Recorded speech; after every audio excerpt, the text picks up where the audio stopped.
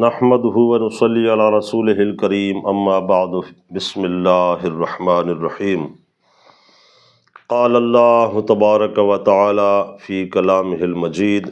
وَلِلَّهِ عَلَى النَّاسِ حِجُّ الْبَيْتِ مَنِ اسْتَطَاعَ إِلَيْهِ سَبِيلًا۔ اللہ تبارک و تعالی جل مجدہ الکریم نے اس آیت مقدسہ میں فریضہ حج کے متعلق ارشاد فرمایا کہ جو بندہ زاد راہ رکھتا ہے، حج کرنے کی استطاعت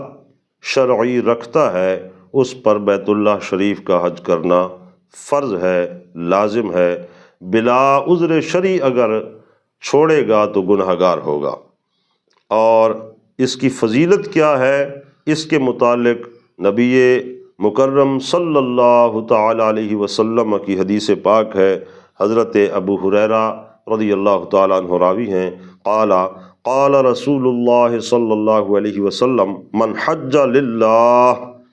جس نے اللہ کے لیے حج کیا، فلم یرفث ولم یفسق، اور اس نے ارکان حج کی ادائیگی میں کسی قسم کی کوئی غلطی کوتاہی نہیں کی،